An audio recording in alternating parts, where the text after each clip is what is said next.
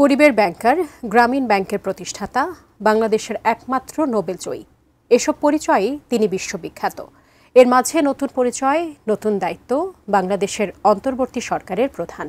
অর্থাৎ যে মানুষটি দারিদ্র্য, বেকারত্ব ও কার্বন নিঃসরণ মুক্ত পৃথিবী গড়ার স্বপ্ন দেখাচ্ছিলেন, তিনি এখন নতুন বাংলাদেশ গড়ার স্বপ্নেও প্রতিনিধিত্ব করছেন।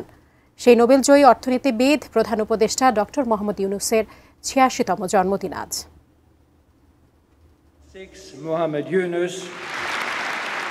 ডক্টর মোহাম্মদ ইউনূসের সুখ্যাতিটা বাংলাদেশের জন্য বড় অর্জন হয়ে আসে ২০০৬ সালে নোবেল শান্তি পুরস্কার রূপে। বাংলাদেশি অর্থনীতিবিদ, সমাজসেবক এবং ক্ষুদ্র ঋণ ধারণার প্রবক্তা তিনি, যিনি গ্রামীণ ব্যাংক প্রতিষ্ঠা করেন। তার ঝুলিতে আছে মার্কিন যুক্তরাষ্ট্রের প্রেসিডেন্সিয়াল মেডেল অফ ফ্রিডম এবং কংগ্রেশনাল গোল্ড মেডেলের মতো অর্জনও। ১৯৪০ সালের ২৮শে জুন চট্টগ্রামের হাটহাজারী থানাধীন বথুয়া গ্রামে জন্মে সেখানেই বেড়ে উঠছিলেন মোহাম্মদ ইউনূস। ১৯৫৫ সালে কিশোর ইউনূস কানাডার মন্ট্রিয়লে অনুষ্ঠিত বিশ্ব জাম্বুরিতে যোগ দেন। এশিয়া, ইউরোপ ও উত্তর আমেরিকা ভ্রমণের অভিজ্ঞতা কৈশোরেই হয়ে যায় তার। মোহাম্মদ ইউনূসের পরিচিতি বাড়তে থাকে মূলত বাংলার অজপাড়া গায়ের হতদরিদ্রদের নিয়ে কাজ করে। বিশেষ করে প্রাতিষ্ঠানিক শিক্ষা না থাকা একজন নারী সামান্য আর্থিক সহায়তা অর্থাৎ জামানত ছাড়া ঋণ পেয়ে কিভাবে নিজের ভাগ্য বদলে নেয়, সেটিই দেখা গেল মোহাম্মদ ইউনূসের উদ্যোগে।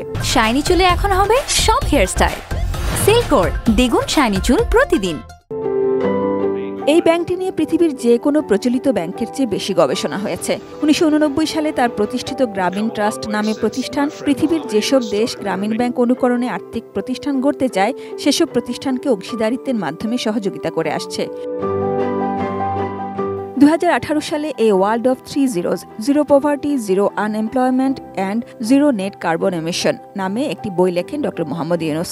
৩ শূন্যের স্বপ্নের পৃথিবী গড়ার সেই কাজে এখনও অবিরাম তিনি। বিভিন্ন দেশে তার বক্তৃতার অনুষ্ঠানে জনপ্রিয়তা সম্পর্কে নতুন করে বলার নেই। বিশ্ববিদ্যালয়, কলেজে তার নামে ইউনূস সোশ্যাল বিজনেস সেন্টার প্রতিষ্ঠিত হয়েছে। সামাজিক ব্যবসার উপর কোর্স চালু রয়েছে। ডক্টর মোহাম্মদ ইউনূসের জীবনী অন্তর্ভুক্ত হয়েছে কানাডা ও জাপানের মাধ্যমিক বিদ্যালয়ের পাঠ্যপুস্তকে। তার প্রতিষ্ঠিত প্রতিষ্ঠানগুলো নিয়ে বিগত শাসনামলে আইনি জটিলতায় পড়েন। ২০২৪ সালে প্যারিসে অলিম্পিক আয়োজনে অংশ নিতে যান তিনি। দেশে চলছিল কোটা বিরোধী আন্দোলন, যা পরে সরকারের পতন টানে ৫ আগস্ট এবং নতুন বাংলাদেশের নতুন সরকার প্রধান হিসেবে নাম প্রস্তাবিত হয় ডক্টর মোহাম্মদ ইউনূসের। পরে বিভিন্ন সাক্ষাৎকারে তিনি জানিয়েছেন, প্যারিসে বসে যখন ভাবছিলেন এবার দেশে ফিরে জেলে যেতে হতে পারে, তখন ফোনে সরকার প্রধান হওয়ার প্রস্তাব পান এবং তিনি অবাক হন। ৮ আগস্ট দেশে ফিরে ডক্টর মোহাম্মদ ইউনূস বিমানবন্দরেই জানান সবাইকে নিয়ে নতুন বাংলাদেশ করতে চান তিনি। সারা বাংলাদেশ একটা বড় পরিবার। রাতে শপথ নিয়ে শুরু হয় তার নতুন পথ চলা। গত প্রায় ১০ মাসে তার সরকার নিজেদের লক্ষ্য হিসেবে জানিয়েছে বিচার, সংস্কার ও নির্বাচনের মাধ্যমে এমন একটি ব্যবস্থা রেখে যেতে চান যেখানে কোনো শাসকই আর কখনো স্বৈর শাসক হওয়ার সুযোগ পাবে না।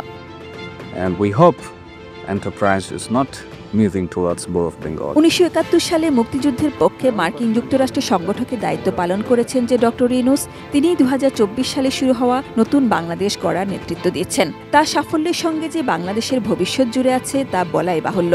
দেশের ভবিষ্যৎ সুগঠিত করতে ডক্টর মোহাম্মদ ইউনূস নির্ভুল থাকবেন, জন্মদিনে নিশ্চয়ই এমনই প্রত্যাশা দেশের গণতন্ত্রকামী মানুষের। সাজিদা সুইটি, এটিএন নিউজ, ঢাকা।